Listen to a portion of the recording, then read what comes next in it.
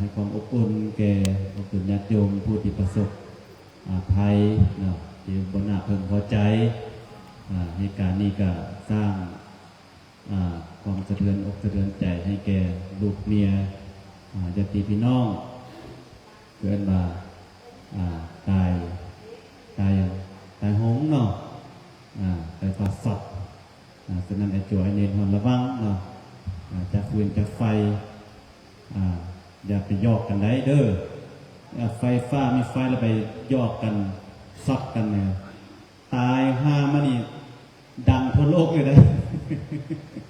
เนาะให้ระมัดระวังคือตอนครูบาตะกี้นะตอนเป็นไอ้จั่วน้อยมาแต่บ้านนอกบ้านครูบาตะกี้บ่มีไฟเลยยังแต่ตะเกียงอยู่มาเวียงจันทร์ใหม่ๆกับโอ้ไอ้จั่วนั่นคือจั่วล่าอยู่บางเวียงมักยอกเอาไฟได้แล้วไฟฟ้านี่แหละยอกเพราะจับมันลึกเลยอันนี้กับโบหูแต่ว่ามีไฟเนาะจับปุ๊บมันสอดพวกได้ตีลังรู้ว่าจะเนี่ยเขาก็พากันหัวเลยแบบนี้แล้วจริงไฟสอดเองโบหูเนาะอันนี้ก็อย่าไปยอกกันเลยวันนี้ไอ้จั่วเด้อนี่ว่าคือตัวอย่าไปยอกจั่วสวรรค์ไหนจั่วสวรรค์มีไฟหรือบ่บานเฮามีหรือบ่ย่างเนี่ยอย่าไปจับโดเลเด้อสายไฟเด้อเห็นบอกสดได้ตายได้ก็เห็นบอกก็ตายมานี่นะเนาะบ่ให้ประมาทเนาะชีวิตเฮาแต่มีความหมายเกิดมาส่วนสิเกิดมาได้ยากแต่ยากได้มาเป็นคนได้เพราะนั้นก็เกิดมาแล้วเราได้มาพบพุทธศาสนาแล้วก็มาบวชแล้วก็มาอยู่นำพระอาจารย์ดินเฮาเนาะโดยความเมตตาของเพิ่นก็ได้ส่งเสริมและจุดินเฮาศึกษาทั้งทางโลกและก็ทางธรรมอันนี้หายากได้มดนครหลวงวิจัยในไปทำโลกมีวัดใดเดี๋ยวจ่ายค่าเฮียนให้จั่วเดือนหนึ่ง70-80 ล้านโอ้ยบาเนี่ยฮะก็เกิดมาก็ได้ยินนี่ได้เนาะฮะก็เห็นฮะก็หู้นี่ได้เนาะครูบาอาจารย์นะคนมีเมตตาโรงเรียนอีกกระทรวงอีกเนาะมีครูต่างประเทศมาสอนภาษาอังกฤษมาสอนภาษาจีนนี่อีกปานนั้นยังเก่งเนาะทักษิณธรรมดาดีเบ้า Hello my name is ทักษิณ from Khammon แทนที่สีเฮ็ดให้เพิ่นมีกำลังใจส่งเสริมปีหน้าพวกเจ้านี่เข้าเรียนส่งเนาะบ่ตั้งใจเรียนนะเนาะบ่ต้องไปเรียนแพงคันเว้าก็ว่าเป็นหยังผู้บ่ให้เข้าเสียเงินบ่ตั้งใจเรียนเด้เนาะคันตั้งใจเรียนนี่โยจบจากนี่พระอาจารย์นี่ส่งไปเรียนอยู่ลาวอเมริกาแห่งเก่งอีกเนาะอันนี้โอ้ยภาษาสบามาคีมาปาแดกก็พากันตั้งใจให้เรียนเด้อซั่นปานจักกูเสดงเนาะยังน้อยเนาะยังบ่ทันฮู้จักอยากได้เพื่อตรงนี้ฮู้จักแต่อยากดื้อพยายามดื้อบ่ให้ดื้อหลายบ่แม่นบ่ให้ดื้อให้ดื้อลดลงนะเนาะให้เฮียนหลายๆเด้อให้เฮียนหลายๆเพื่ออนาคตของเฮาเด้เนาะพ่อแม่ภูมิอกภูมิใจได้มาอยู่วัดป่าบุญนันดินเนี่ยโอ้ลูกเฮาสิได้เป็นคนดีคนเก่งเด้พ่อแม่ตั้งความหวังไว้เด้เนาะมาแล้วก็ต้องสร้างความหวังของพ่อแม่ให้เป็นจริงนะไม่ใช่มาดื้อมาไล่เอาไฟซักกันให้ตายโอ้ยอาจารย์แห่งดังนะที่ดังกันเกยหามาไปทางอาจารย์เขาคนลงญาติโยม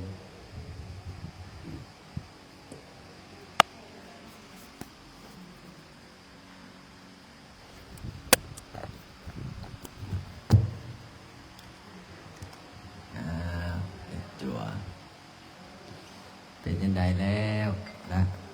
เย็นฮอดใส่แล้วมือนี้โอ้มือนี้สวดกุศลามดมือนอเนาะปาเตอ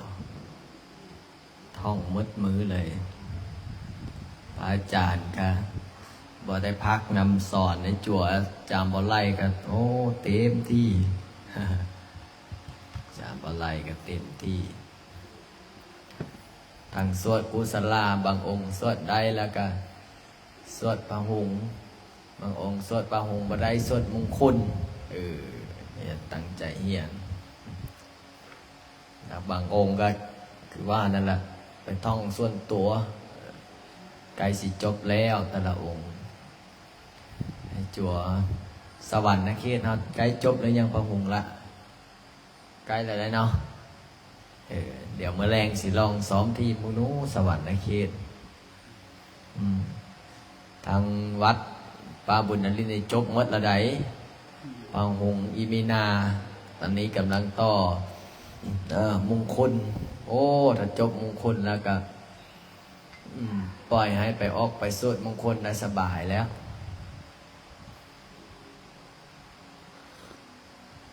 เจ้าน้ำเฮียนเท่าใส่ละเฮงอยู่บางองค์ในอ่านหนังสือบ่ออกเฮียนป .2 อ่านกอใกล้ขอไข่บ้านจนโตเฮียนปอใดล่ะป .3 ประสานต่อป .4 อันนะอ่านสระอาได้ยังบ่ยังไข่แดงค่อยเป็นค่อยไปเลยค่อยเฮียนค่อยเป็นค่อยไปนี่แหละจั่วเฮาบางองค์ก็โอ้จับปึงท่องหนังสือยันลืมจั่วอย่างละวันนี้พอจั่วนั่งกันเลยเดมอนนะเดมอนฮอตใส่แล้วล่ะโอ้เก่งเฮียนไปเรื่อยๆท่องไปเรื่อยๆเฮียนไปเรื่อยๆเฮียนตั้งใจเฮียนตั้งจิตตั้งใจเฮียนคักๆแต่ละองค์เฮียน30-40 องค์เนาะเดี๋ยวพุ่นละบัดเข้าพรรษาเดี๋ยวสิพาไปบิณฑบาตเป็นสายไปจากงามพุ่นบินไปฮอดโรงเฮียนที่ประจันพุ่นบินไปฮอดโรงเฮียนที่ประจันท่านะกะสั่นข้าวเสร็จเรียบร้อยกะเฮียนเลยตอนแรกกับดิ่งบ้านแรงมากว่า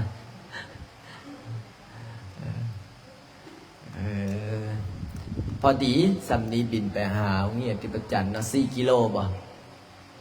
ฮอดบ่ฮอดได้เนาะ4 กิโลออก6 โมงเช้าไปฮอด7 โมงสมมติได้เอาห้องอาหารแล้วก็ขอใช้สถานที่ของเฮียนแล้วก็สัน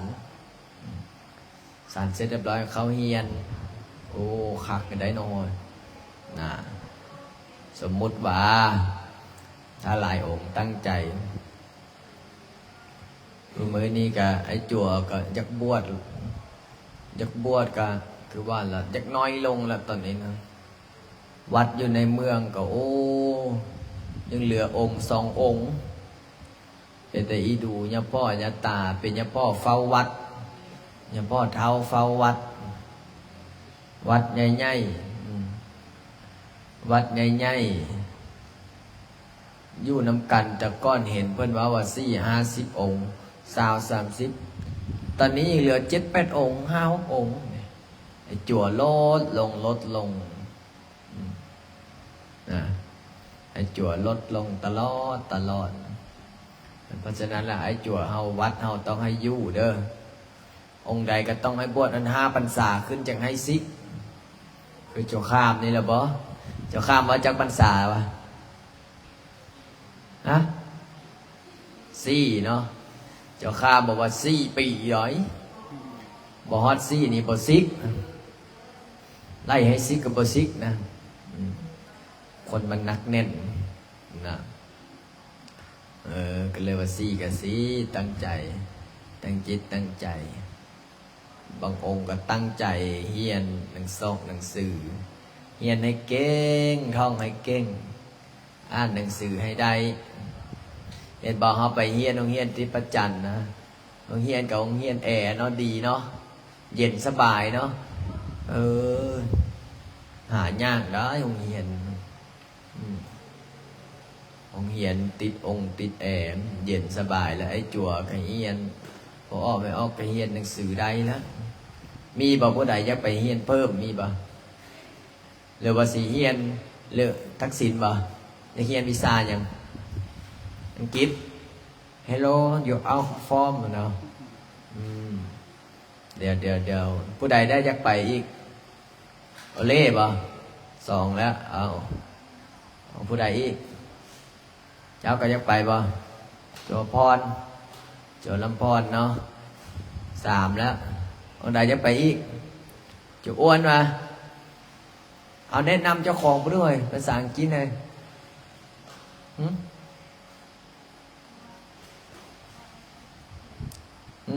My name is Joe โดยขน้อยเอา4 องค์บ่อยากไปโจเลมอนก็อยากไปวะไปวะเฮียนมอใดแล้วเฮา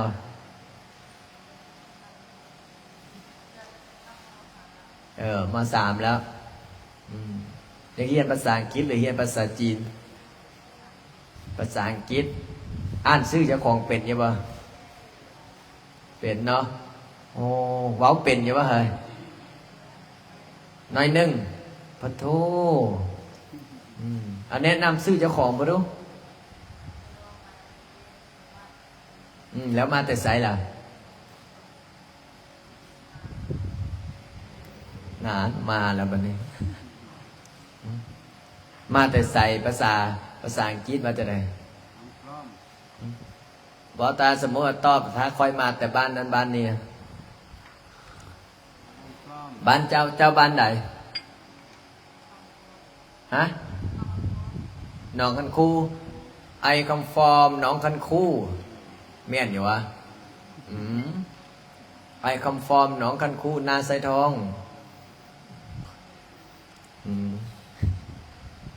เดี๋ยวสิส่งไปเฮียนแล้วกูไหนตั้งใจเฮียนไอ้ส่งไปเฮียนนะบ่แม่นส่งไปนอนแน่เห็นว่าอาจารย์มาห้องเฮียนมีแอร์แล้วโอ้คักแท้อยู่วัดมันอากาศร้อนเดี๋ยวสิไปนอนอยู่เฮียนแล้วมีโอกาสเฮียนฮิตเฮียน4 องค์บ่ส่วนที่เหลือได้ไปบ่เจตีก็อยากไปนะคืออยู่บ่ถามเบิ่งไม่ใหญ่แล้วก่อนเอาแนะนำภาษาอังกฤษเจ้าของบ่รู้ My name is Novitseti มาแต่ไสล่ะคำฟอร์มน่ะชื่ออยู่วะบ้านเนี่ยเจ้าคำฟอร์มหนองแต้งใครโยเดี๋ยวค่อยส่งแต่ละองค์องค์ใดที่ตั้งใจเฮียนต้องตั้งใจเฮียนได้จังได้ต้องตั้งใจเฮียนล่ะถ้าบ่ตั้งใจเฮียนไปโอ้เสียชื่อองค์เฮียนเขาหมดล่ะองค์เฮียนเขาสอนทั้งอังกฤษสอนทั้งจีนเขาอุตส่าห์จ้างครูต่างประเทศมาสอนโดยเฉพาะเราก็ต้องตั้งใจแล้วทางเฮียนเขาจ้างครูมาเดือนละเกือบ$1,000พุ่นนะจ้างครูมาสอนเฮาก็ไปจ้างเฮียนนำเขาก็อยากได้ความรู้พระอาจารย์ก็ยังสิอยากไปเฮียนนี่เนี่ยแต่มันไปบ่ได้นำนี่ละถ้าพระอาจารย์ไปแล้วเดี๋ยวพอไม่ออกมาวัดแล้วเขาบ่เห็นแล้วเดี๋ยวบ่มีข้าวกินแล้วหรือว่าจังซี่บอกจักองค์ละ4 องค์ได้เนาะองค์ใดที่บ่ไปก็เฮียนอยู่วัดคำแพงบ่ไปบ่คำแพงสิบ่อาจารย์เขาน้อยนี่อย่าว่าแต่เฮียนภาษาอังกฤษแต่ภาษาลาวนี่ก็ยังถูๆไทยๆจะซักบ่ไปบ่เฮียนภาษาอังกฤษเลยโอ้แกงหัวเลยให้เขาน้อยเฮียนภาษาอังกฤษนี่เขาน้อยยอมซิกเลยน้อยอายุ50แล้วไปให้เรียนภาษาอังกฤษเนี่ยโอ้อาจารย์ถามว่า you my name is ก็นะก็ค่อยเป็นค่อยไปนั่นแหละก็ลักๆกับพุ่นนุ่มพุ่นน้อยนี่แหละไอ้จั่วที่สิมีแววเฮียนต่ออนาคตข้างหน้าเรียนภาษาอังกฤษเรียนภาษาจีนเพราะว่าอนาคตข้างหน้านี่ผู้ใดเก่งภาษาอังกฤษเก่งภาษาจีนเขาจึงเอาได้เฮ็ดเวียกนะ ผู้ใดได้ภาษาอังกฤษผู้ใดได้ภาษาจีนเขาจังฮับเวียกผู้ใดได้แต่ภาษาลาวสิเว้าไทยเฮาเจ้าคอยสิมันต้นโลตอนนั้นตอนนี้เด้อมันนั่นแหละไปเฮ็ดเวียกใส่ก็บ่ได้ไปเฮ็ดเป็นเจ้าของส่วนเป็นต้นคือเก้าเอาเอาบ่สมัครเวียกได้จบยังโอ้ไปบวชมาว่าซั่นจบป.3 ป.4 ม.2 ม.3 ได้บ่ภาษาอังกฤษบ่ภาษาจีนได้บ่บ่จบฮาวแล้วบัดนี้เหมาะสมกับอาชีพหยังอันนี้อะเหมาะสมกับอาชีพหยังเป่าปีดๆน่ะรปภสมมติว่าโจลำพรโจเศรษฐีโจลำพรกับโจทักษิณไปบัดนี้เขาไปเฮียนจะเขาจุที่ไปเฮียนภาษาอังกฤษเนาะ4-5 องค์ไปเฮียนภาษาอังกฤษสมนึงอายุวัดหรือว่าอยู่วัดหรืออยู่บ้านปุ๊บเขาบวชรุ่นเดียวกันเนี่ยนะเขาบวชรุ่นเดียวกันปุ๊บพอผ่านไปประมาณ10 ปีทักษิณได้เป็นผู้จัดการอยู่ในบริษัทโจลำพรโจโอเล่เป็นผู้จัดการผู้บริหารอยู่บริษัทโจข้ามไปแล้วบัดนี้ไปโจข้ามก็เฮ็ดจะได้ไปสมัครงานแล้วเนาะสบายดีหัวหน้าว่าซั่นสบายดีพอดีว่ามาขอสมัครงานบัดนี้มาขอสมัครงานปุ๊บจุอ้วนเรามุบห้างเราจะคือเศรษฐีนิดนึงได้เนาะจะควรมีคนมีเงินก็เลยเราใส่เราได้เป็นหัวหน้าบัดนี้จ้างซุมนี้โจข้ามก็เลยบอกว่าเฮ้ยโจอ้วนนี่ก็เฮ็ดปลอมเป็นรปภได้โจอ้วนกับปลอมเป็นรปภให้จั่วพุ่นแล้วให้จั่วกำแพงไงแล้วแท้จริงมันจั่วกำแพงเป็นรปภนะเซ็ตถูทำความสะอาดบัดนี้โจอ้วนก็ลองว่าเบิ่งนู้นโจข้ามมาสิเฮ็ดจังได๋โจข้ามกับโจโอเล่ก็ไปสมัครงานนำกันแล้วต่างคนต่างไปผู้ใดก็อยากเป็นผู้จัดการโจข้ามย่างเข้าไปก็เฮ็ดจังได๋เฮ็ดทำท่ามาดใหญ่ได้คอยหนีบวชมา4 ปีคอยหนีบวชมา4 ปีโจเล่กับบ่น้อยนาได้คอยกับบวชคือกันเจ้าข้ามมาได้ว่าเจ้าเฮียนจบหยังถามโจเล่เจ้าถามโอเล่บอกโอ้เฮียนจบมาแต่ออสเตรเลียถามเจ้าข้ามได้เฮียนจบหยังคอยสวดมงคลจบผู้จัดการมาสิเกี่ยวหยังเนาะพอเสร็จเรียบร้อยไปสมัครแล้วบัดนี้ขึ้นไปห้องที่จะสมัครเห็นโจคำแพงเฮ็ดทำท่าเป็นหัวหน้าแท้สิโจคำแพงเป็นรปภนะและเปลี่ยนกันนะโจอ้วนกับเฮ็ดทำท่าน้ำมันเฮ็ดทำท่าน้ำตกระว่างกับโจข้ามกับโจไอโอเล่นี่สิเอาไปเป็นพระเอกไงเอาโอเล่ซะเนาะโอเล่อยากคือน้อยนึงโจโอเล่กับเฮ็ดทำท่าเป็นคนดีนะอยู่ฝ่ายคนดีส่วนโจข้ามนี่ก็เฮ็ดเห็นไอโจอ้วนเนี่ยน้ำตกกันได้อีกละรู้ไหมรองเท้าราคาเท่าไหร่นะโจข้ามบอกว่ารู้ไหมรองเท้านี่ราคาเท่าไหร่เซ็ตเดี๋ยวนี้บ่ได้บอกให้โจไออ้วนนี่เซ็ตโจอ้วนกับเฮ็ดทำท่าก้มลงกำลังสิไปเซ็ตโอเล่ย่างมาสมัครงานนำกันนะว่าจะได้บ่ต้องเซ็ตดอกไอโจอ้วนก็ว่าโอ้องค์นี้สิฮับเขาเป็นพนักงานในบริษัทแหละองค์นี้ทำท่าบ่คือ7 เรียบร้อยไปก็ไปนั่งทาแล้วโจข้ามเฮ็ดไปนั่งคางเสียงข้ามได้เนาะถ้าซิกไปกับเสียงข้ามก็ไปนั่งทาบัดนี้กำลังคุยกับรอจับประธานเด้ประธานแพงประธานคำแพงและประธานคำแพงพอประธานคำแพงปุ๊บพอไปประธานคำแพงโจคำแพงก็เฮ็ดเล่นคือดอยเอาวางนั้นเอกสารมาสั่นวางนั้นเอกสารคืออย่าว่าคำแพงเป็นอย่าว่าประธานเลยโอ้ขี้ขานเฮียนสิบ่ได้ปิดแต่ไหนเป็นรปภคือเก่าพอโจข้ามเข้าไปปุ๊บว่า ท่านประธานเอาค่อยเป็นผู้จัดการเพราะค่อยเรียนจบมาบอนนั้นบอนนี้เสร็จเรียบร้อยโจอ้วนย่างเข้ามาได้ป่ะนี่โจอ้วนเข้ามาย่างเข้ามาปุ๊บผู้ใดด่าป่ะนี่เฮ้ยโจข้ามสีนาได้ป่ะเขามาให้หยังเจ้าป่ะสันเอาบัดนี้คำแพงเราหูว่าหัวหน้าเขามาเลยเฮ็ดจะได้โอ้โจคำแพงก็ว่าอันผู้นั้นแหละผู้อ้วนๆนั่นแหละเป็นประธานส่วนค่อยคือตัวปลอมสรุปว่าผู้ใดสิได้เป็นประธานป่ะนี่ผู้ใดสิได้เป็นผู้จัดการนะโจโอเล่ไปแล้วเนาะเน่คนเฮานี่นะสิเก่งปันใดถ้าบ่มีมารยาทถ้าบ่มีมารยาทนี่ถ้าบ่มีมุทิตาอุเบกขาเมตตากรุณามุทิตาอุเบกขานี่นะถ้าบ่มีทำ4อย่างนะไปเฮ็ดเวียกเฮ็ดงานอยู่ไสเขาก็บ่ฮับถึงแม้เขาฮับเขาก็เบิ่งเห็นบ่หลายคนนะไปเฮ็ดเวียกเฮ็ดงานปึ๊บแป๊บเดียวนึงเขาไล่ออกจากงานเห็นบ่ย้อนยังย้อนบ่มีธรรม4ประการนี่นะ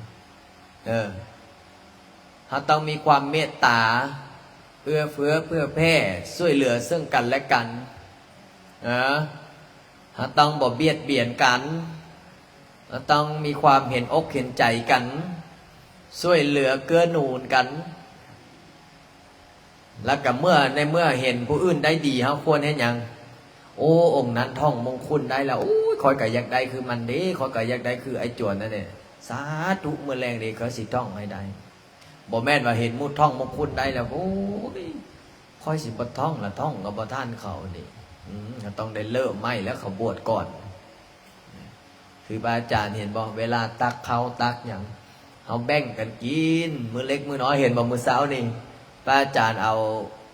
แอปเข้ากับเจียมเพชรมาวางนี่โอ้แบ่งกันสั่นแซ่บบ่เฮ้ยแซ่บบ่แซ่บก็เนาะผู้ได้สั่นสิเนาะชมนึ่งครับบ่มาสิบ่ได้สั่นแล้วโจข้ามไปยิ่งสายมือเช้านี่ได้สั่นคือกันบ่โอ้ได้เฮียนหนังสือผู้ใดมาเฮียนหนังสือได้สั่นมืดมือเช้าสั่นห้องท้องท่องหนังสือเฮียนหนังสือเฮียนให้เก่งสมมือนี้อยู่บ้านเฮาองค์ไหนยังเอาเฮียนเก่งเอายกมือกันเนาะทักษิณบ่ทักษิณกับโจบ๊อบไปเก่งกว่ากันทักษิณนะคือว่าย่อมแต่หัวต้นแต่หมดทักษิณเฮียนฮอดจบแล้ววันละสโตจบแล้วโอ้โจบ๊อบเด้ฮะฮอดใจโอ้ต้องท่องไอ้ใดพระอาจารย์เฮียนจบแล้วใดท่องให้จบท่องให้ได้แหละท่องบ่จบท่องบ่ได้นี่เวลาเขาไปสูตรกุศลาเวลาเขาไปสูตรพระหุงเวลาเขาไปสูตรมงคลเฮ็ดได้คือโจโอเล่นบมือจนจบงานเสร็จแล้วร้อยไม่ออกถามว่าเอาบ่ไอ้จัวบางพระใจนี่เอาก็ไผบ่เอาเนาะน้อยก็เอาลายก็เอานะเขาถวายเพราะฉะนั้นแล้วไอ้จัวแต่ละองค์นี่อาจารย์สอนเห็นบ่พระอาจารย์นี่สิบ่หายได้เนาะองค์ใดที่พระอาจารย์หายมีแล้วบ่เฮ้ยเอาองค์ใดที่ทึกฝ่ามือทึกแซ่พระอาจารย์มีบ่ถ้าองค์ใดทึกฝ่ามือตบหูหรือว่าทึกแซ่นี่แม่นองค์นั้นมันซวยสุดถ้าองค์ใดทึกแซ่ตีทึกแซ่ไหวพระอาจารย์มันซวยสุดนะเห็นบอกขนาดโจรน้ำดื้อบ่ดื้อยังบ่ตีน้อยแม่นวัดอื่นสิทึกแซ่เลยนะเนาะแม่นบ่ลองบ่แม่วัดอื่นสิยังบ่ให้แม่เอ้ยพ่อเอ้ยมาต้อนละมาต้อนไหนเนี่ยอันนี้บ่ตีบ่ลงไม่ออกพระอาจารย์1มาตีบ่ลง2มาหายบ่เป็น3มาด่าบ่เป็นถ้าเฮาตีคนได้นี่แสดงว่าใจเฮานี่ก็อำมหิตสมควรเห็นบอกออกข้าวนะพระตีจั่วพระตีเนนผลสุดท้ายมาเป็นยังไงพอได้ตีบ้านนึ่งปุ๊บนี่ นิสัยมันจะเกิดพอมันนิสัยมันเกิดปุ๊บเห็นอย่างมากแล้วแซ่ฟาดเห็นไปเห็นมาเห็นบอกออกข่าวอยู่พม่าเมื่อก่อนเมื่อฮือช่วงหลังตีไอ้จั่วจะได้เข้าห้องหมอไอ้จั่วซ้ำใดวะยังแม่นลุ้นจุเขาจะโต้เลยล่ะจุเขาจะน้ำเนี่ยตีไอ้จั่วจะได้เข้าห้องหมอผลสุดท้ายมาเขาจับซีกพระเขาก็บไหว้ได้คู่มือนี่เขาเอิ้นว่าจะได้ตามกฎหมายเขาเอิ้นว่าจะได้ละเมิดมนุษยธรรมผิดกฎหมายนี่เพราะฉะนั้นแล้วพระอาจารย์ก็เลยบ่ตีบ่กล้าตีสมมติว่าเลี้ยงบ่ไหวเขาก็บอกพ่อบอกแม่เขาเจ้ามาฮับเนาะคือหลายองค์เนี่ยพระอาจารย์ว่าเอานิมนต์เด้อขน้อยนิมนต์ซิกให้ในเด้อก็ซิกว่าโดยเหตุว่าโดยผลบางองค์นี่ว่าโอ้ขน้อยนี่สิซิกกะซิกบ่ได้อาจารย์เอ้ยพ่อก็บ่อยู่แม่ก็บ่มีขน้อยขอย้ายวัดซะขอไปดื้ออยู่วัดอื่นซะกัดนิมนต์หาว่าโดยเหตุหาว่าโดยผลเสร็จเรียบร้อยถ้าผู้ใดก็มีเหตุมีผลผู้ใดก็เป็นคนหูผู้ดีของพ่อของแม่เป็นคนหูผู้ดีของครูบาอาจารย์องค์ใดได้อยู่ฮอดพรรษาละมีบ่หลายองค์ที่ได้เนาะเบิ่งก็10กว่าองค์บ่ได้อยู่นำถ้าองค์ใดดื้อพระอาจารย์ก็มีพิเศษให้ถ้าองค์ใดบ่ดื้อเฮาก็สอนเอานี่แหละค่อยเรียนค่อยสอนเห็นบ่พอออกไม่ออกมาวัดเฮาเขายังถามเลยเขาถามว่าจะได้วัดอาจารย์ลิ้นคือสะอาดแท้ขี้เหงื่อก็ยังบ่เห็นขี้เหงื่อพวกขี้เหงื่อพวกอันกระโปะกระป๋องพวกนั้นบ่มีบ่คือวัดจุอันนั้นเอาว่าอาจารย์ก็เลยว่าโอ้ยมันหลายองค์อันนี้ถ้ายังมีขี้เหงื่อขี้ยาเต็มวัดสิมันก็ไอ้จั่วไอ้เนียนกับขี้ขานแหละนี่มื้ออื่นนี่ให้ครูบาน้อยตาดให้ครูบาน้อยกับโจเด่นเด้ออยู่วัดตาดรอบหนองจักเฮาพออยู่บ่2เครื่องเฮาตัดหญ้าต้องใส่แว่นตาใส่หมวกกันน็อกใส่เกือบโบกเกือบโซใส่สุดเต็มสุดนั่นแหละป้องกันไม้ป้องกันหินป้องกันหญ้ากระดอกกระเด็นใส่มันปั่นพุ้นบุญใดเพราะว่ามื้ออื่นนี่อาจารย์บ่อยู่มื้ออื่นมื้อฮือมื้ออื่นมื้อฮือเนี่ยได้คุฟังความครูบาน้อยได้ผู้ใดสิอาสาคุ้มซะครูบาน้อยจะดำบ่จะดำจะเด่นจะโอเล่สิบ่คือเวลาหายจ่วยย่าแม่จ่วยยังได้ใจแล้วจะซักเบิ้งได้เฮ้ยจะซักเบิ้งลุ้นลูกได้ลุ้นลูกอะไรสามีเนาะจะซักเนาะแม่นแล้วเรามีลูกหลายคนได้จะซักก็เลยบอกว่าแต่ละองค์นี่พระอาจารย์สอนนี่พระอาจารย์สิบ่หายได้พระอาจารย์ก็บอกว่าดังอีกเพราะว่าดังเนี่ยเจ็บคอเราก็มีแต่ว่าโดยเหตุโดยผลอยากเป็นคนดีบ่นี่ก็อยากเป็นผู้ใดบอกอยากเป็นคนดีเนาะจวนน้อยก็อยากเป็นคนดีจวนใหญ่ก็อยากเป็นคนดี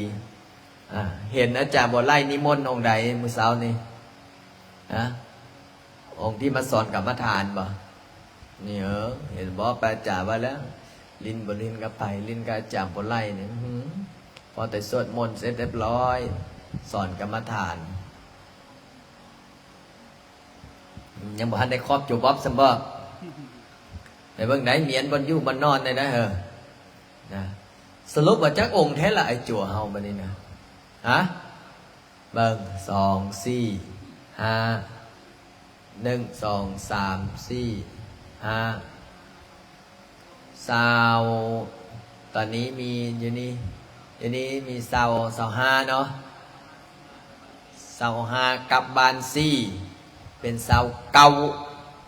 นะซาวเก่าองค์ซาวเก่าองค์ก็อยู่น้ำกันกินน้ำกัน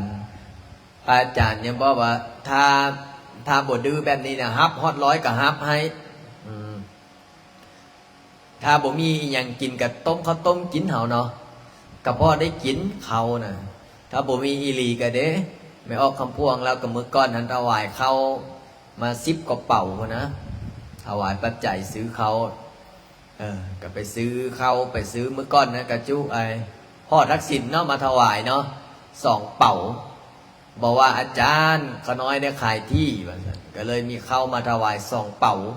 กับเงินปัจจัย5 ล้านกีบก็เป็นบุญได้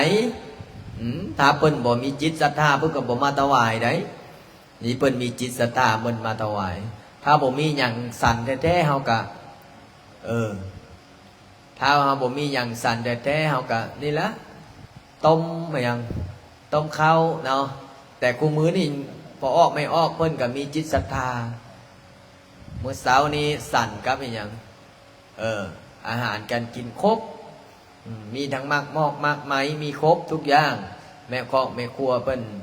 เฮ็ดอันอยู่อันกินให้ครบให้สั่นให้กินนี่เฮาสวดมนต์ก็เก่งเห็นบ่เฮาสังเกตเบิ่งแหน่มื้อใดเฮาสวดมนต์หลายๆแม่ครัวเพิ่นว่าโอ้ไอ้จั่วนี่สวดมนต์หลายแสดงว่าต้องใส่แฮงหลายไอ้แม่ครัวก็เฮ็ดทำท่าได้เนาะแอบฟังเฮาได้เนาะแม่ครัวก็โอ้ไอ้จั่วไอ้เนรเฮียนหนังสือหลายต้องได้หยังเฮ็ดอาหารอันอยู่อันกินนี่โอ้ครบเบิ่งแม่เฮาสังเกตเบิ่งแม่มื้อใดเฮาบ่สวดมนต์น่ะมื้อใดเฮาบ่ท่องมนต์นี่น่ะมื้อใดเฮาไปเฮียนอยู่ตรงพุ่นน่ะแม่ครัวบ่ได้ยินนะแม่ครัวเพิ่นก็เฮ็ดหยังเฮ็ดธรรมดาลวกผักจำแจ่วแล้วก็อาหารแต่มื้อเช้านี่โอ้อาหารเต็มโต๊ะ 4-5 มื้อนี่แสดงว่าเฮาเฮียนหนังสือเฮาท่องหนังสืออันนี้ส่งได้อันนี้ส่งผลบุญที่เฮาท่องบทเรียนเฮาเฮียนหนังสือเทวดาเพิ่นมาเบิ่งเลยเฮาสังเกตเบิ่งแม่เฮาสังเกตเบิ่งแม่ถ้าผู้ใดท่องหนังสือเฮียนหนังสือเห็นบ่จั่วข้ามแต่ก้อนก็ท่องอีมีนาบอกว่าเอ้าจั่วข้ามท่องอีมีนามึงดูอิมีนาสังกาเลนาอีมีนาคนละบทคู่มือนี่ท่องได้แล้วบ่เฮ้ยเอาโซ่บ่ดูเฮ้ยเอาไม้มาบ่ดูวะก่อนสิสวดมนต์เอามาเอาพระเอกเกาหลีเด้อเสียงแล้วเอามาเอาเองมั้งมาเสียงให้มันใหญ่ซ้ำเสียงคนนะดอยได้ฮอดใส่ละโอ้ยอย่าไปปึ้งđẩy aiคนđấy rồi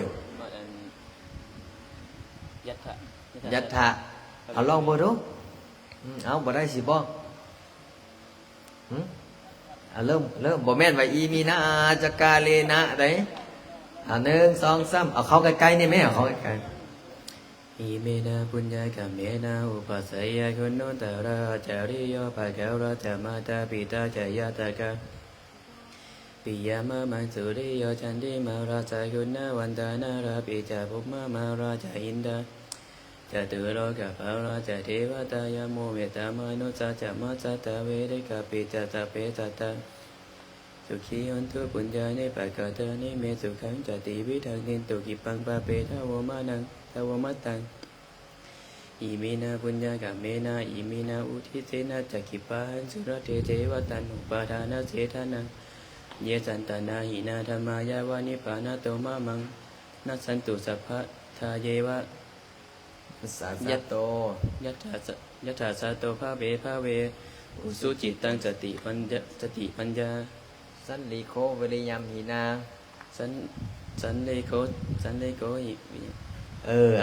ซ้ำนี้แล้วเฮ้ยสิท่องเดินฮะยังน้อยนึงน้องมือแรงเอาให้จบเสียเด้อมือแรงมาจบแล้วมานอนตอนพระอาจารย์เฮียนหนังสือเนี่ยโอ้ถ้าบ่จบแล้วบ่นอนได้นี่ยังสิให้อาจารย์บ่ไล่สวดปฏิโมกข์227 ข้อพระอาจารย์กำลังสิเฮียน227 ข้อศีลของพระ227 ข้อท่องลงไปม่วนได้ถ้าท่องใดนะเห็นบ่ขนาดเฮาท่องได้สำนี้ก็ยังม่วนถ้าเฮานั่งท่องข้อนั้นข้อนี้ต่อข้อนั้น227 ข้อนี่หลายบ่หลายอยู่ได้เนาะท่องให้ได้เด้กูมื้อนี้จำบ่ไล่บ่ฮู้ว่าท่องฮอดใส่แล้วครูบาน้อยก็กำลังท่องได้บอกว่าเอาท่องบ่รู้ไอ้ปฏิโมกข์อาจารย์จับปึ่มไรบ่ถ้าบ่ฮอดใส่แล้วหาก็ได้ลาเลียว บอกว่าเอาบอดบอกเอาลองบรรลุจับปึ้มก็ได้โสนาตุเมปันเตสังโฆอาจูโปชัตโตปันนาราโสยติสังกาสานมันบ่อยากไหลนะยังบ่ทันคล่องนะก็เลยบอกว่าเอาให้ท่องไหมต้องไหมเตรียมสวดมนต์มานี่เตรียมสวดมนต์ใส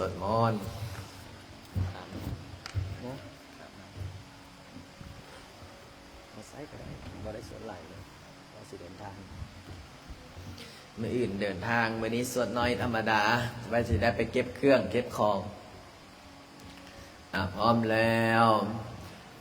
อะระหังสัมมาสัมพุทโธภะคะวะพุทธังภะคะวันตังอภิวาเทมิภวะคะโตภะคะวะตาธัมโมธัมมังนามัสสามิสุปฏิปันโนภะคะวะโตสา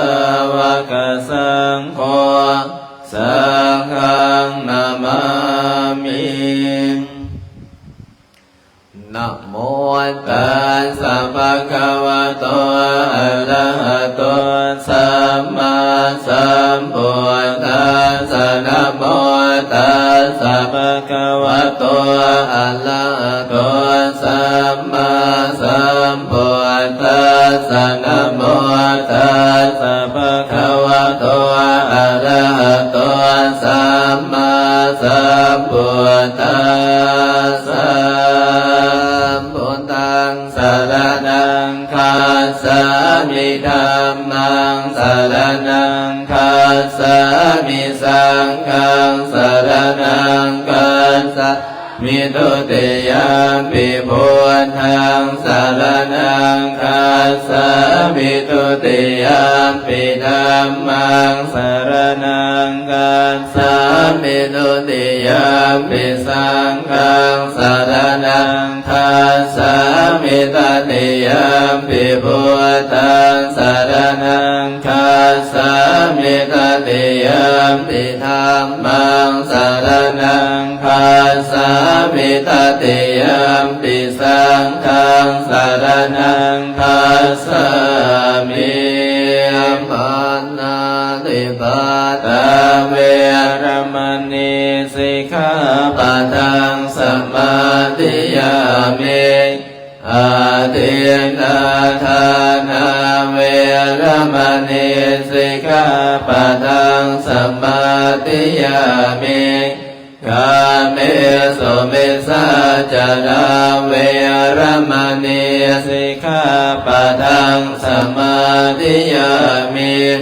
มุสาวาทาเวรมณีสิกขาปะทังสมาธิยามิสุราเมรยมัสสะปะมาทตานาเวรมณีสิกขาปะทังสมาธิยามิอิติปิโสภะคะวะอะระหังสัมมาสัมพุทโธเวสสะจรณะสัมปันโนสุขโตโลกวิทูอนุตตโลปุริสธรรมสารติสัทธาเทวมนุสสานังพุทโธภะคะวะติสวากขาโตภะคะวะตาธัมโมสันติติโกอาการิโกเอหิปัสสิโกโอปัญญิโกปัจจตังเวริตาโพวิญโยหิติสมติปันโนภะคะวะโตสาวกสังโฆอุชุปฏิปันโนภะคะวะโตสาวกสังโฆญาญาปฏิปันโนภะคะวะโตสาวกสังโฆสัมมิติปฏิปันโนภะคะวะโตสาวกสังโฆยะติดังจัตตาลิปุริสยุคานิอ อาทาปุริสัมบุคลาเอสะภะคะวะโตสาวกสังโฆอาหุนายโยปาหุนายโยทักขินายโยอัญชลิกรณิโยอนุตตลังปุญญกิตังโลกัสสติยัมบาหุงตหาสมปิเนมิตัสสะอุตันตังกิลิเมฆลังอุติตะโกลัสสะเสนามารังทานาติธรรมวิธินาสิตาวามุนินโทตันเทสัสสะภวตุเตสยมังคลานิมาลาติเลกัมมปิโยสิตัสสะปะลันติงโครัมปนาลวะกัมมังกัมปทาตยาคังกันติสุทันตวิธินาสิตาวามุนินโตตันเตสัสสะภวตุเตสยมังคลานินาลาคิเลงคัสสวะลังอติอาทะพุตังธรรมกิจากรรมสนิวสุตาลุนันตังเมตตังตุเสทินาสิตาวามุนินโตตันเตสัสสะภวตุเตสยมังคลานิโอเกตคาคัมมติหาทัสสุตาลุนันตังตาวันติโยสนะปะทังอุริมาลวันตังอิเดียปิสังกตมโนสิตาวามุนินโตตันเตสัสสะภวตุเตสยมังคลานิกาตวานกาตมุตตลังอิวังกาปินิญญาจินจายตุตวจนังสนกายมันเสสันเตนะสมวิตินาสิตวามุนินโตตันเตสัสสะภวตุเตสยมังคลานิสัจจังวิหายมติสัจจังวารเกตุงวาทาภิโร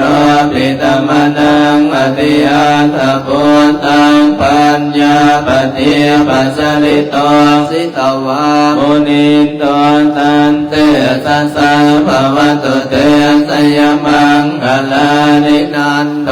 ปนันทพุสกังวิปุตังมหิติงปุตเตนะเทระปุสเกนะธัมมาปยันโตยิโตปะเทสวิตินาสิตาวามุนินโตตันเตสัสสะภวตุเตสยมังคลานิอาติติพุตเกนะสุทัตหาทังพระมังมิสุติสุติมิติปะกามิตานังญาณังคเทนะวิตินาสิตวามุนินโตตันเตสัสสะภวตุเตสยมังคลานิตาปิพุทธสยมังคลาตกาตาโยวาจโนอินติเน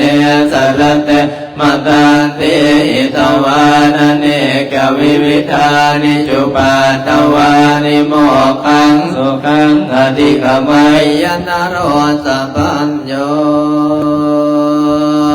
นะโมเมพุทธเตสะสะละตนะตยธัมมิกะเตสะปัสสิติปัสสิเทวานาลายะปะละเมสุราสิติพัมมาตะอินนาจะจตุโลกาคัมปิลกกาสมตาปุตุงคังกาจะสรัมปชัยยะปัสสิติภวันตุเตสยะสยะโตระนิโตระนิอุตติอุตตินาทินาทิสยะสยะขะคนละตนละนิสัยนิไลสัยเสนะเมโลลาสะพุนโนราชิสยะสยะคัมภีรสงนาเกนะนาคีปิสาจะพุทธกาลิสยะสยะทุนิมิตาโลกิสยะสยะสิงกิสุตาทานะโมกัสสะ จยสยวรุณนโมขายาตาสยสยจัมปานินากกุรกันโนสยสยกัสปนละตุลงสุกรภูสอนสีอาเบียคติปาจยสยวรุณนโมขายาตาชิตาสิตาเสนาเรปุณสุติโนรติสยสยสุขาสุขาสิวิสยสยโนรณิตาเลสัตตาสุชัยยาชยสยโนรณิสันติสัตตาสยสยมังกราลัญญาภวะเกสยสยวรุณนยาเกสยสยรักเสสุรพุสเตสะสยสยพระเมนตคณาสยสยราสติลาสาสยสยสยปรวิงสาพังสยสยอรหันตาปัจเจกบุตรสาวังสยสยมเหสุโรอโลอรินเทวาสยสยพระมาสุลังโคสยสยนาโควิลลาโควิลปะโคจันติมาลวิอินโตจะเวนะเตยโยจะกุเวโรวนุโนปิจาคิวะโยจะปะชุนโนกุมารโรตัตระตะโกอัตระสมาเทวาเสติตาปะโยอิสิโนสาวกาสาปะใจยะนะโมภวันตุเตชัยยะนะโมจะสังโฆจะรัสปะโลจะชัยยะกังอิเทนะสัยยะเตเสนะสัยยะโสติภวันตุเตเตนะบุตเตเสนะวันตุเตสยมังคลังสยโยภิมุตตัสสิริมโตอายังมารัสจัมปาปิมโตปะลาสยโยอุโกสยัมโพธิมันเดปะโมดิตาชัยยตถาพระมกนามเหสิโนสยโยภิมุตตัสสิริมโตอายังมารัสจัมปาปิมโตปะลาสยโยอุโกสยัมโพธิมันเดปะโมดิตาชัยยตถาอินทกนามเหสิโนสยโยภิมุตตัสสิริมโตอายังมารัสจัมปาปิมโตปะลาสยโยโคสยัมโพธิมันเดปะโมดิตาชัยยตถาวกนามเหสิโนสยโยภิมุตตัสสิริมโตอายังมารัสจัมปาปิมโตปะลาสยโยโคสยัมโพธิมันเดปะโมดิตาชัยยตถาสุปันนคณามเหสิโนสยโยภิมุตตัสสิริมโตอายังมารัสจัมปาปิมโตปะลาสยโยโคสยัมโพธิมันเดปะโมดิตาชัยยตถานามกนามเหสิโนสยโยภิมุตตัสสิริมโตอายังมารัสจัมปาปิมโตปะลาสยโยโคสยัมโพธิมันเดปะโมดิตาชัยยตถาสัมรัมมกนามเหสิโนสยันโตโพธิยาโมเลสักยานังนันติวาตโนเอวันตวังวิสยโยอิสยาสุสยมังกะเลอปราสิตปัลลังเกสิเสปรวิโปคะเลอภิเสเกสัพพุทธานังอาคาปะโตปะโมทติสุนาคาตังสุมังกรังสุปาปาตาโสติทังสุกโนสุมโหโตจันตุยินทังพระมจาริสุปทากินังกายกามังวาจากามังปทากินังปทากินังมโนกามังปณิจิเตปทากินาปทากินานิกาตวานาลปันทาเตปทากิเนเตกราตาสุกิตามิลุนนาพุทธศาสเนอโร กาสุขิตาโหตาสหัสเบยติปิโสนันตุบุญโตเยเทวาสมิงคาเนอธิกายกาสดาโหตุสุขิตาโหตุสัพพดาราคันตุสัพพสัตตานังลาคันตุสินาสาสนังยากาจิปาตวะเตสังสะเพปุเรนตุมโนลาตายุตากาเรปวัสสันตุวาสังวาสาวลากาโลกาจุปาตาวะเตสังมิวาเรนตุจัสสะภรากายาสุขังจิติสุขังอรหันตุยะถาลังสัมปจิสัมปินาสังสิโมภมะจมาเทวาสัพเพยะคาปะรายันติภมะจมาเทวาภิลาภาภวันตุเมมาปุญโยมาราโภภวันตุเมมิเตภะโออติพุทธมะอุณโมพุทธายาวิลาตโยวิลโกนายังวิลาอิสาวิลาทัสสิวิลาทัสสะวิลาอิติโยพุทธัสสะมาติมามะพุทธัสสะสมโหมสาปฏิสามิเพ่งเพ่งวาปะลือลือสาปฏิสามินาสังสิโมภมะจมาเทวาสัพเพยะคาปะลายันติภมะจมาเทวาภิลาภาภวันตุเมมาปุญโยมาลาโภภวันตุเมมิเตภะโออติพุทธมะอุณโมพุทธายามิลัง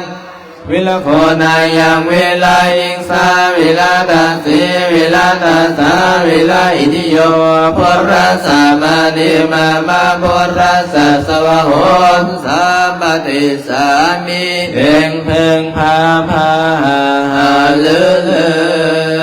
ยจิติปิโสวิเศษอิเสสพุทธนามิ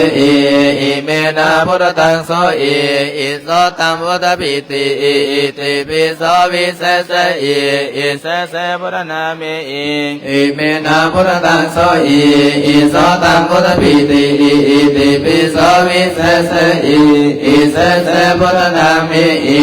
อิเมนะพุทธตังโสอิโสตัมพุทธปิติ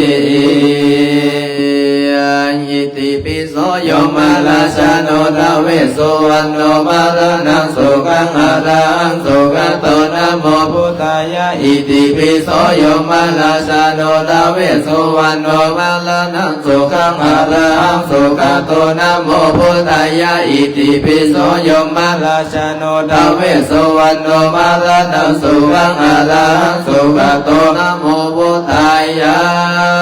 กายวาจาจิตตังอังวันดานาการิบริยงดันเสนสิริจันดานาการัตวิสุทธิเทวาภูเชมิเมตัญจมาลาโพปิโยนาคากันนาปาริตังกายวาจาจิตตังอังวันดานาการิบริยงดันเสนสิริจันดานาการัตวิสุทธิเทวาภูเชมิเมตัญจมาลาโพปิโยนาคากันนาปาริตังกายวาจาจิตตังอังวันดานาการิบริองค์ดำเสนสิริจันดานาการัตวิสุทธิเทวาภูเชมิเมตัญจมาราโพปิโยนาคากันตาปาริตา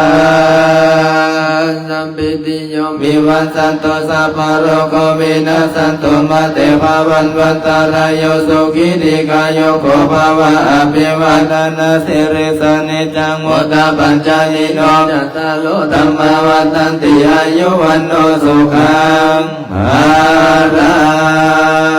งเยมินะพุทธกัมเมนะอุปัจจายโกโนตาลาจาเลโยปังกาลาจามาตติตาจายาตากาปิยมะมังสุริโยจันติมาลาสะโกนาวันตนาลาปิจาปมามาลาจาอินทาจตุโลกปาลาจาเทวตายาโมมิตามโนสัจจานาสัตตเวลิกาปิจาสัพเพสัตตสุขิอุตุปุญญานิปกตานิเวสุขัจจติเวดันเตตุขิปังปะเปตะโวมาตังอิมินาปุยกะเมนะอิมินา อุติเสนาจักขิปังสุระเปเจวะตานุปทานังเยสันังเยสันตานินานัมมยวานิปานาโตมามานาสันตุสัมปทานเยวะยะสัสสะโตภะเวภะเวโอสุสิตาสติปัญญาสันเลโกวิริยมินามาราระปันตุโนกะสังฆตุจาวิริยสุเมพุทธาติปาวาโลนาโตธัมโมนาโต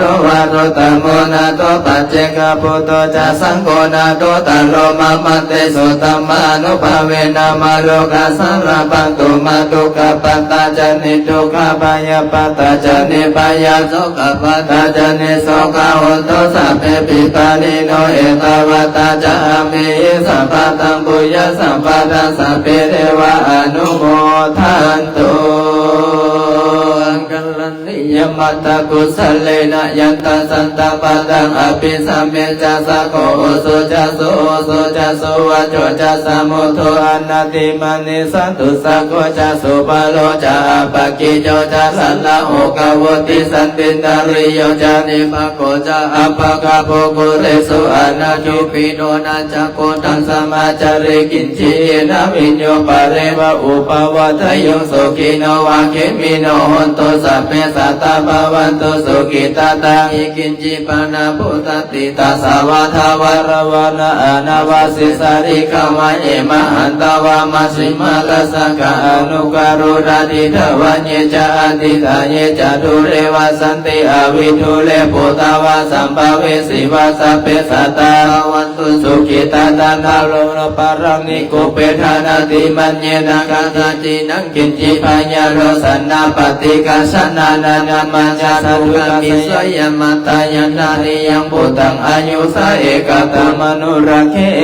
วะปิสัมภโพธิสุมานะสัมภวันเยอปาเลมานะเมตัญจสัพพโลกาสัมมิมานะสัมภวันเยปริมาณังอุทังอัตโตจติริยจาสัมปะทังอเวลังอาสัมปะตันติตัญจดังนิสิโนวาสยโนวายวัตสวิกตามิโตเอตังสติงอติตยะภุมาเมตังวิหารังอิดามะโอติปิจานุปกรรมศิลวัตสเนนะสัมปันโนกาเมสุเอไดยะเขตังนาอิสโตกะปัสสยภูนาลิติติกาลานิยเมตสุตังเปิดไปนาน102ธรรมสวรรคโลยัมปะรันตนะโมตัสสะภะคะวะโตอะระหะโตสัมมาสัมพุทธัสสะธัมมสวรรคโลยัมปะรันตนะโมตัสสะภะคะวะโตอะระหะโตสัมมาสัมพุทธัสสะธัมมสวรรคโลยัมปะรันตนะโมตัสสะภะคะวะโตอะระหะโตสัมมาสัมพุทธัสสะสัตโตวะโจลโตวะมนุสโตวะอมนุสโตวะอคิโตวะอุทกโตวะปิสัจโตวะกนุกโตวะกันดกโตวะนาคตโตวะสนาปัทโรกโตวะอสัตตมโตวะอสัตติติโตวะอสัพพุลิสโตวะจันทอัตติอาสิกโคโนโมโคลาราหิวิสิกามานิสัมปติติอสัตตรัสสุกังลาราหิสยาการกัสสติอินานาปยโตวะนานาโรกโตวะนานาอุปัตตวะโตวะอาลกังกันนังโตปานิปันโตปัฏฐายตถาคตสัตสะปัลลมิโยตัสสะอุปปัลลมิโยตัสสะปัลลมัตตปัลลมิโยปัญจมหาปาลิจักเกติโสจาริยปัสสิมาภเวกภาวกันติสติงอภินิคมานาปทานาจาริยโมนิปัลลเกมาลาวิสัยยังสัพพัญโยทัญญานาปวิติวิธังนามาวจักกัมภวตานานะนวโรกุตระตังมิติสัพเพปิเมพุทธคุณเนอวาสิตาวะเวสาริยติสุปกาลันตะเลสุติยาติงปริตังการุตุอัญญสมะอนันทเตโรวิยการุยจิตังอุปัตตเปตาวะโกติสัตตสหเสสุจักวาเลสุเทวตาญาสานาปฏิกันหันติญจเวสาริยปุเรโลกามนุสันตุปิกาสัมโพตันติวิดัมบายังคิปามันตะลาลาเปเสปริตังตมานามาเฮ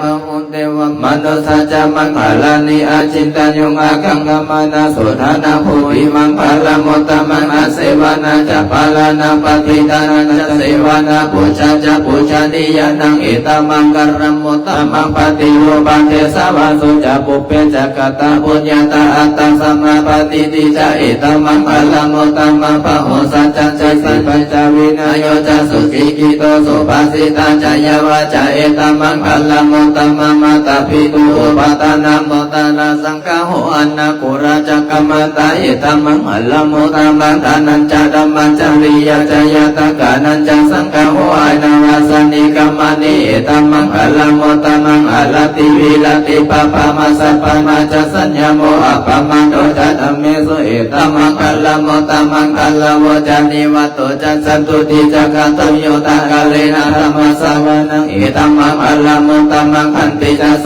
วัจสัตตสัมมานันจะสัทธกาเลนะธรรมสกัสสะอิตมังพลมุตตมังตโพจะพมจาริยจะอริยสัจจนาทัสนังนิพพานัสสสิกิริยจะอิตมังพลมุตตมังมุตตสัลโลกาดัมมิจิตังยสนากัมปติฆาโสกังวิลาสังเขมังอิตมังพลมุตตมังอิตาดิสังนิกัตตวานาสัพพธรรมปรสิตาสัพพะสุติกาสันติตัตเตสมุพลมุตตมังติมหามังคลาสุตังญาณิดาพุทธานิสัมมากัตตันนิภูมานิยาวานิวะอัตตาลิเกสัพเพวะพุทธสุมาณาภวันตุอโรปิสังกัสสะสุนันตุภาสิตันตัสสมาอิพุทธานิสัมมิตาสัพพิมิตังกโรธัมมนุสิยาปัสสยาธิวาจารันตุจารันติเยปริงตัสสมาอิเนลกตาปมัตตัญญังกินจิวิตังอิดังวะโหรังวะสักเขโสวัญญลตานาปานิตานาโนสัมมังอภิตาทากเตนะอิดัมปิโพเตนะตันนังปานิตังอิเตนะสัจเจนะสุวัติโหตุยังกินจิวิตังอิดังวะโหรังวะสักเขโสวัญญลตานาปานิตานาโนสัมมังอภิตาทากเตนะอิดัมปิดัมเมลตานาปานิตังอิเตนะสัจเจนะสุวัติโหตุยังกินจิวิตังอิดังวะโหรังวะสักเขโสวัญญลตานาปานิตานาโนสัมมังอภิตาทากเตนะอิดัมปิสังเขลตานาปานิตังอิเตนะสัจเจนะสุวัติโหตุญาณิดาพุทธานิสัมมากัตตันนิภูมานิยาวานิวะอัตตาลิเกต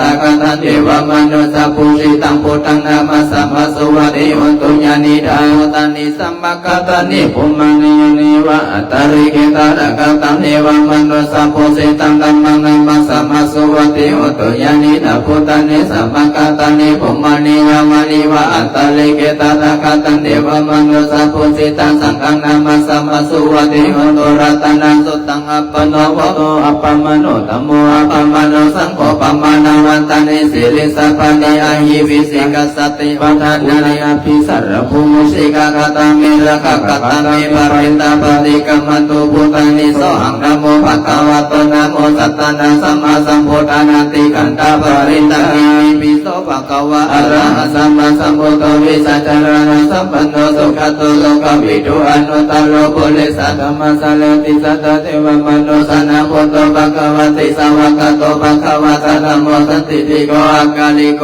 เอหิปัสสิโกโอปานายิโกปัจจตเวหิตโพวิญโยติโสปฏิปันโนภะคะวะโตสาวกสังโฆโลปฏิปันโนภะคะวะโตสาวกสังโฆเยยะปฏิปันโนภะคะวะโตสาวกสังโฆสามิติปฏิปันโนภะคะวะโตสาวกสังโฆยติตัญจตริปุริสโยคานิอัตตปุริสัมภุคะนะเอสะภะคะวะโตสาวกสังโฆอาหุนโยภะหุนโยรักินโยอัสสลิกาลานิโยอนุตตรังปุญญเกตันโลกัสสติเอวะพุทธังสัลลันตนาธัมมังสังฆัญจปิโกโรภายังวาสัพพิตัตตังวะโรมหังสุนาหิเสติทิจัสสะขปาลิตังสัตสุเกนัลลคันตุสัตตังปตันติกะลาตุวะติอิตวะลังกิโตสัตตุโมโตสัพพัญญินัจจะสัพพะโลกามินิโมโตสัพพะสันตภวะสิโตสัพพะเวรกันติกันโตวิโมโตจัตโตภะภวะสัพพิติโยวิวัสสันโตสัพพะโลกเวนะสันตุมะเตภวะสัตโตโลโยสุขิริกายโยภวะอภิวาทนาสิเลสะเนจังโหตาปัจจาริโยจัตตโลธัมมวันตันติอายุวโนสุขังพลังยันตุนิมิตังอวามังพลังจโยจัมมานังโพสังโฆนาสัสสะโตปัปปะกะโหตุสุปินังอากันตังโพตังโนภาเวนะวินังสัมเมตุยันตุนิมิตังอวามังพลังจโยจัมมานังโพสังโฆนาสัสสะโตปัปปะกะโหตุสุปิ นังอากัตตันตัมมาโนภาเวนะวินาสัมมิตุยันตุนิมิตังอาวมังคัลลัญจัญโยจัมมนะโพสกุณาสัสสะโตปะปะกะโหตุสุปินังอากัตตัสัมมาโนภาเวนะวินาสัมมิตุยันตุนิมิตังอาวมังคัลลัญจัญโยจัมมนะโพสกุณาสัสสะโตปะปะกะโหตุสุปินังอากัตตัสัมมาโนภาเวนะวินาสัมมิตุตุกะปะตะจันติตุกะปะยะปะตะจันติปะยะโสกะปะตะจันติโสกะโหตุสัมเมวิปานิโนเอตาวะตะจามิสัพพะตังปุญญสัพพะตังสัพเพเทวะอนุโมทันตุสัพพะสัพพะสิสิติยานังกัตตันตุสิลังละกันตุสัพพะตาภวนาปิลาตุกัสสันตุเทวตากัตตาสัพเพปุระปะระปัตตะปัจเจกานันจยังปะระอะระหะตานันจติเสนังละกันปันตามิสัพพะโสสยันโตปริยมุริสกายนันตันติวัตโนเอวตวามิจโยหิสยสุสยมังคะเลอปาราสิตาปัลลังเกสิเสปะระวิภคะเลอภิสิเกสัพพะโพตันตังอาคาปโตปะโมทันติสุนักตัสสุมังคะลาสุภะปะตัสสุโหติตัสสุกันโนสุมโหตุจัสสุยิตังปุมมาจาริสุปารากินังกายกรรมังวาจากรรมังปารากินังปารากินังมโนกรรมังปณิทิเตปารากินังปารากินันิกัตตวานังลาปันตเตปารากิเนเปอัตตะตะสุขิตาวิมุลลาภพุทธัสสะเนอโลกสุขิตาโหตุสหสัพเพยติปิสักกัตตวะพุทธลัตตันนังโอสตังโอตมังวะละหิตังเดวมนุสนาพุทธเตเสนาโสตินาสันโตปัตตวะสัพเพดุกโวปัสสะเมตุเตสักกัตตวะตัมมะละตันนังโอสตังโอตมังวะละปะเลละโมปัสสะมานะกัมมะเตเสนาโสตินาสันโตปัตตวะสัพเพปยาภูปัสสะเมตุเตสักกัตตวะสังฆละตันนังโอสตังโอตมังวะละอะหุระยังวะหุระยังสักกะเตเสนาโสตินาสันโตปัตตวะสัพเพโลกาโวปัสสะเมตุเตโยโกโพตันนังอุปโตสุขสัตตมะเทสนาสุขสัตตมะกิสัมมังกันันตโพสุโคเทวตาปฏิอธิจรติงอปฏิจันติมัสสนุโกคติโยปตติสัยตปฏิมมโนอัตตสัมมาโอรติปุตโตตปฏิเตสสะหิริอุตตปะระสัมปันนสุขารัมมัตตัสสะโสปุริสาโลกิเทวนามาติวุจาริสันติปัคขะปัตนาสันติปัตตาวจนามาตาปิตาจันนิกันตัสสะตวิดัมปฏิกรรมสุวรรณภูมิกัตตวนาสุมนุตตรมะอิติกาอิสัจเจวันิปวานิตวนาภมสรังอติเสโยเอเตสัพเพยะขปรยตุอากาสัตตาจภมตาเทวนาคามิอิกาปุญญโนนโมตันตุเจระกันตุศาสนากาตาจภมตาเทวนาคามิอิกาปุญญโนนโมตันตุจิลกันตุปัสสนากาตาจภมตาเทวนาคามิอิกาปุญญโนนโมตันตุจิลกันตุโนตัสสะกาตาจภมตาเทวนาคามิอิกาปุญญโนนโมตันตุจิงกัสสันตุเทวตากาตาวันดามิปัมเตเตปิยาสาภาสัพพะทาทานิสุปริติตาสะเลเลกะตาตุมะโพธิโพตาโลปังสักการังตัสสะวัจสะมนัสสะเจวะวันตามิเตกตาคเตสยานิอาสานิธานิกัมมณิจาปิสัพพะตาวันตามิปันเตสัพพังอภลาทังกัมมะตะเมพันเตปยากตาปุญญาสามินาอนุโมทิตาปัสสามินากตาปุญญังมายังกตาปัสสาธุสาธุสาธุอนุโมทามิวันตามิปันเตกายกรรมังวจีกรรมังมโนกรรมังสัพพะปะปังโพธังอโหสิกายกรรมังวจีกรรมังมโนกรรมังสัพพะปะปัง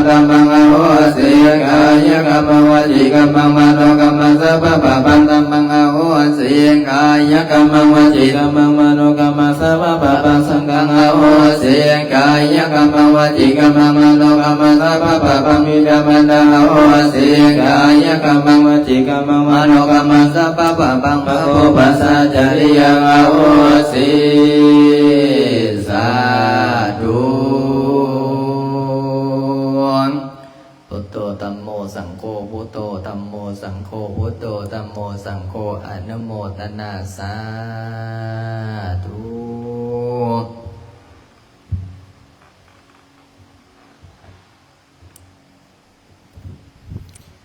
คณะสงฆ์การประดานสงฆ์พร้อมกันอัญชรีวันทาอภิวาทอัญชรีวันทาอภิวาท อัญชรีวันทาอภิวาทอัญชรีวันทาอัญชรี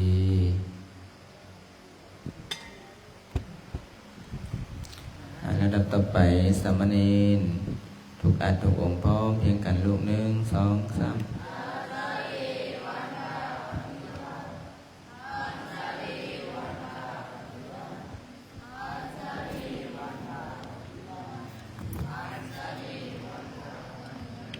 สาธุ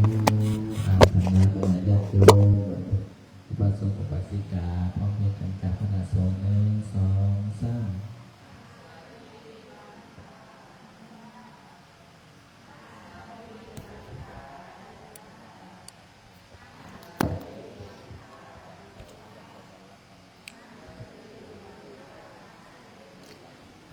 แจ้งเด้อมื้ออื่นที่จะเดินทาง คณะสายบุญที่จะเดินทาง5 โมงเช้ารถสิได้ออกเดินทาง5 โมงเช้าก็มีคณะสายบุญสายติธรรมที่จะไปกราบหลวงพ่อสุริยันมื้ออื่นเนาะก็แจ้งข่าว5 โมงให้ออกเดินทาง5 โมงออกเดินทางก่อนสิขึ้นรถให้มารวมตัวกันอยู่นี้ก่อนสิขึ้นรถให้มารวมตัวกันอยู่นี้ก่อนแล้วก็สิได้บอกว่ากินยังใดอยู่จังใดเข้าไปกราบเพื่อนยังใดจังใดนะเดี๋ยวสิได้แจ้งเนาะเมื่ออื่นเด้อ5 โมงเช้ากับประมาณ4 โมงครึ่งก็มานั่งเลี้ยงนั่งสมาธิอบุญน้ำกันเนาะเอาแจ้งเปล่าเตือนเลยบ่ได้มาสาแม่นได้นั่งรถส่วนตัวไปได้